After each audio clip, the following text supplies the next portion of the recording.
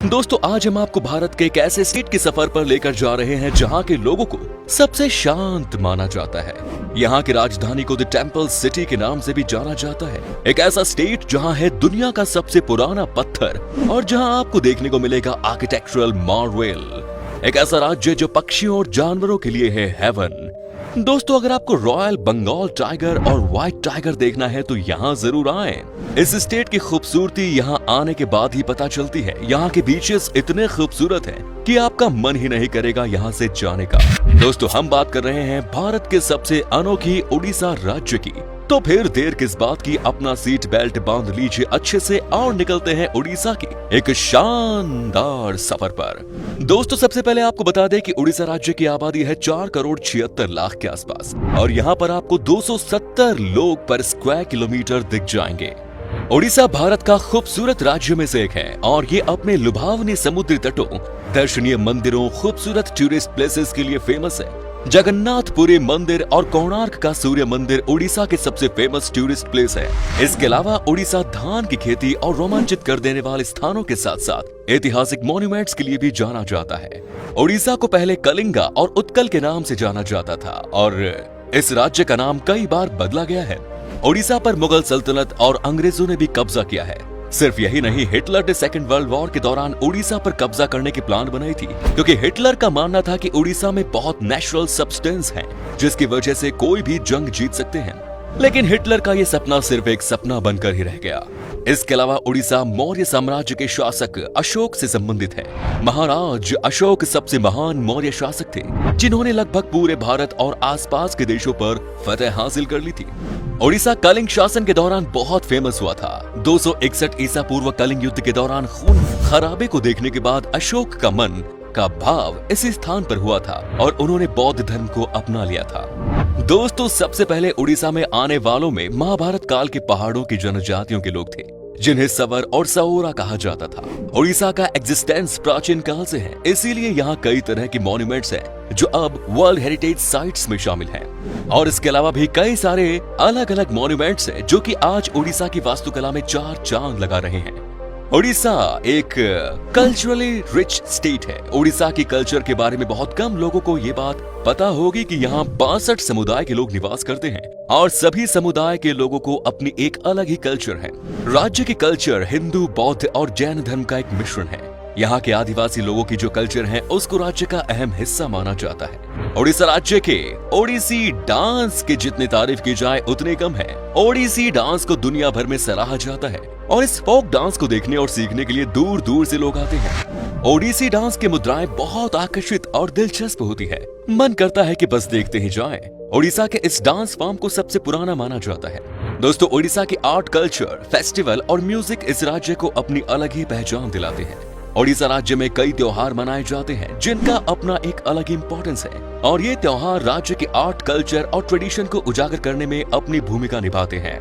उड़ीसा के कुछ प्रमुख त्योहारों में शामिल है कलिंग फेस्टिवल, चंदन यात्रा जो कि एक 21 दिनों का आकर्षित त्योहार है, दुर्गा पूजा जो कि सितंबर से अक्टूबर महीने में मनाए जाने वाले त्योहार है, कोणार्क डांस फेस्टिवल और जून जुलाई के महीने भगवान जगन्नाथ की यात्रा देखने लायक होती है। इसके अलावा उड़ीसा में आप सैंड आर्ट, फैशन और रॉक शो, एक्सीलेंट फूड और एडवेंचर स्पोर्ट्स एक्टिविटीज का आनंद भी ले सकते हैं। उड़ीसा में बोली जाने वाली मुख्य भाषा उड़िया है। यहाँ पर 4.5 करोड़ लोग उड़िया भाषा बोलते हैं, लेकिन इसके अलावा यहाँ कुछ अलग भाषाओं का भी इस्तेमाल किया जाता है। इसमें से संभलपुरी भाषा प्रमुख है।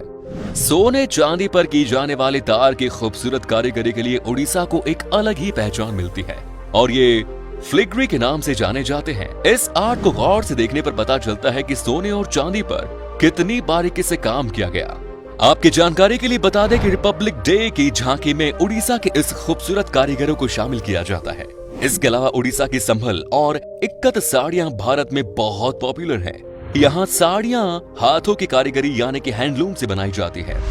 दोस्तों भारत में हनुमान जी की सबसे बड़ी मूर्ति उड़ीसा की पापोंश में स्थित है और ये स्थान हनुमान वाटिका के नाम से फेमस है। उड़ीसा के सबसे धार्मिक जगह पुरी के जगन्नाथ मंदिर और भगवान जगन्नाथ की रथ यात्रा वर्ल्ड फेमस है और कोणार्क के सूर्य मंदिर को देखने के लिए हर साल लाखों टूरिस्ट आते हैं। ब्रह्मपुर के पास जोगदा में स्थित राजा अशोक का फेमस शिलालेख और कटक का बारबाटी किला भारत के आर्कियोलॉजिकल हिस्ट्री में बहुत इंपॉर्टेंट है। राज्य के 64% से भी ज्यादा लोग एग्रीकल्चर पर डिपेंडेंट हैं। कुल 87 लाख 89,000 हेक्टेयर भूमि पर सिंचाई की फैसिलिटीज अवेलेबल है। चावल, तिलहन, मूंगफली, दाल, जूट, गन्ना, नारियल, हल्दी जैसे फसलें यहाँ उगाई जाती हैं। बात की जाए यहाँ की लिटरेसी रेट की तो ये 81%, यानी कि यहाँ पर हर 100 में से 81 इंसान पढ़े लिखे हैं। दोस्तों, क्या आपने सिमिलीपाल वाइल्ड लाइफ सेंचुरी के बारे में सुना है? अगर नहीं तो आपको बता दें कि उड़ीसा के इस वाइल्ड लाइफ सेंचुरी पर आपको 100 से ज्यादा रॉयल बंगाल टाइगर देखने को मिलेंगे। दोस्तों, उड़ीसा के लोगों के बीच में भी मछली खाने का बड़ा शौक है। कोलकाता की तरह यहाँ पर 100 से ज्यादा स्पीशीज की मछलियाँ मिलती हैं और उनसे तरह तरह की लाजवाब रेसिपीज बनाई जाती हैं। अगर आपको उड़ीसा जाने का मौका मिले तो आप यहाँ के खाने का जायका जरूर लीजिएगा। सिर्फ मछलियाँ ही नहीं दोस्तों, उड़ीसा में भी आपको तरह तरह की मिठाई खाने को मिलेंगी। यहाँ मिठाई खाना सबको पसंद है। दिन हो या रात, खाने के बाद कुछ मीठा तो यहाँ चलता ही है। उड़ीसा की मिठाई भी बहुत ही अलग तरह की होती है। यहाँ पर आपको खाने के लिए रसगुल्ले से लेकर रस मलाई तक सब मिल जाएंगे। दोस्तों, उड़ीसा का मौसम भी बहुत ही कमाल का होता है। यहाँ पर हमेशा बारिश होती है और इसीलिए यहाँ पर आपका दिल लगा रहेगा। राज्य में चारों तरफ हरियाली है और जब बारिश होती है तो उसके बाद तो यहाँ का नजारा ही अलग लगता है। चारों ओर देखकर ऐसा लगता है कि मानो जन्नत हो। यहाँ पर साफ सफाई का भी खूब ख्याल रखा जाता है। आपको यहाँ कहीं भी गंदगी नहीं मिलेगी। चलिए अब बात करते हैं उड़ीसा की उन जगहों की जहां आप घूमने जा सकते हैं और साथ ही हम बताएंगे आपको कितना पैसा खर्च करना पड़ेगा उड़ीसा घूमने के लिए। नंबर 1 इज जगन्नाथ मंदिर। इसे 12वीं सेंचुरी में गंगा राजवंश के शासक द्वारा बनवाया गया था। पूरी दुनिया में मशहूर रथ यात्रा का सबसे फेमस फेस्टिवल यहाँ मनाया जाता है। यहाँ पूजे जाने वाले मुख्य देवताओं में भगवान जगन्नाथ, भगवान बलभद्र और देवी सुभद्रा है। लोग भगवान जगन्नाथ का आशीर्वाद लेने के लिए जिंदगी में एक बार उड़ीसा जरूर जाते हैं। ये मंदिर 4 धाम यात्रा में भी आता है, जो है पुरी, द्वारिका, रामेश्वरम और बद्रीनाथ। मंदिर शहर के बीचों बीच एक ऊंचे चबूतरे पर बना है। करीब 7 मीटर ऊंची दीवारों से घिरा ये मंदिर देखने में बेहद खूबसूरत लगता है। मंदिर में जाने के भी नियम है और गैर हिंदू को जाने की परमिशन नहीं है। Next is Bhubaneswar. दोस्तों, ये है खूबसूरत राज्य उड़ीसा की राजधानी शहर। मंदिरों का शहर के नाम से जाना जाने वाला भुवनेश्वर उड़ीसा में घूमने के लिए सबसे अच्छे टूरिस्ट प्लेसेस में से एक है। उड़ीसा की राजधानी के रूप में जाना जाने वाला ये शहर लंबे समय तक राजा शिशुपाल के शासन में था। ये हिस्ट्री, हेरिटेज और अर्बनाइजेशन का एक एक्सीलेंट एग्जाम्पल है। भुवनेश्वर में आपको अद्भुत मंदिर और उन पर किया गया काम, वाइल्ड लाइफ सेंचुरी, गुफाएं जैसे कई भव्य चीजें देखने को मिलेंगी। धौली हिल्स, उदयगिरी और खंडगिरी गुफाएं, बिंदु सरोवर, नंदन कानन जूलॉजिकल पार्क यहाँ के मेजर अट्रैक्शंस हैं। आप यहाँ पर आराम से घूम सकते हैं और सबसे अच्छी बात है कि इस शहर में आपको एक से बढ़कर एक लोकल डिशेस खाने को मिलेंगी। भुवनेश्वर शहर काफी सस्ता भी है। Next is Puri. उड़ीसा में स्थित पुरी ईस्ट इंडिया के एक खूबसूरत शहर है जो राजधानी भुवनेश्वर से सिर्फ 60 किलोमीटर दूर है। पुरी में कई खूबसूरत मंदिर मौजूद हैं, जिनमें से सबसे पॉपुलर है भगवान जगन्नाथ जी के मंदिर। अगर आप किसी मरीन जगह पर छुट्टियां मनाने का प्लान बना रहे हैं तो आपको एक बार पुरी जरूर जाना चाहिए। ये जगह 4 धाम यात्रा में भी महत्व रखती है। पुरी बीच फेस्टिवल, पुरी जगन्नाथ मंदिर, चिल्का झील और बर्ड सेंचुरी और गुंडीचा घर मंदिर यहाँ के मेजर अट्रैक्शंस हैं। नेक्स्ट इज कोणार्क मंदिर। दोस्तों, कोणार्क एंशिएंट आर्ट और स्कल्पचर पटभूमि है और उड़ीसा का सबसे अच्छा डेस्टिनेशन है। भारत के 7 अजूबों में से एक कोणार्क का सूर्य मंदिर की नक्काशी को देखने के लिए यहाँ साल भर टूरिस्ट की भीड़ जमा रहती है। ये मंदिर यूनेस्को वर्ल्ड हेरिटेज साइट्स की लिस्ट में भी शामिल है। कोणार्क सूर्य मंदिर के मुख्य देवता भगवान सूर्य नारायण है। अद्भुत मंदिरों के अलावा शहर में समुद्र तट देखने के साथ साथ यहाँ एक एंटरटेनिंग आर्कियोलॉजिकल म्यूजियम भी है। Next is Jaipur. Nature lovers के लिए जयपुर उड़ीसा के सबसे देखे जाने वाले टूरिस्ट प्लेसेस में से एक है। जयपुर शहर 16वीं सेंचुरी में सूर्यवंशी राजवंश द्वारा स्थापित किया गया था। पूर्वी घाट पर्वतमाला के बीच स्थित जयपुर उड़ीसा में घूमने के लिए सबसे पॉपुलर जगहों में से एक है, जो घने जंगलों, धुंध में छिपी घाटियों से मिली हुई है और यहाँ की खूबसूरत झरने देश भर से टूरिस्ट्स को आकर्षित करती हैं। Next is Paradip. देश के सबसे इंपॉर्टेंट और सबसे पुराने बंदरगाहों में से एक ऐतिहासिक पारादीप जगत सिंहपुर जिले में स्थित है। पारादीप कोस्टल लैंडस्केप, खूबसूरत मरीन बीच, घने जंगल, झरनों और किलों के साथ साथ भरा पड़ा है।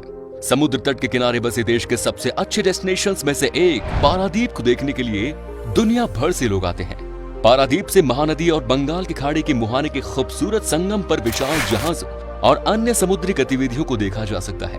पारादीप बंदरगाह है, गहीर माथा सेंचुरी और समुद्र तट लाइट हाउस और झनकड़ी यहाँ के प्रमुख आकर्षण है।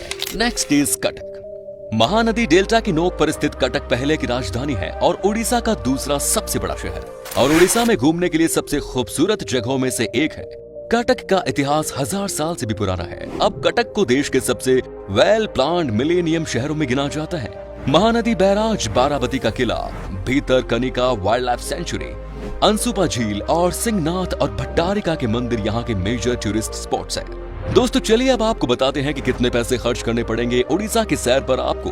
अगर आप अकेले सफर पर हैं तो आपको हफ्ते में लगभग 15,000 रुपए खर्च करने पड़ेंगे और यहाँ आपको कम से कम पैसों में होटल मिल जाएंगे रहने के लिए।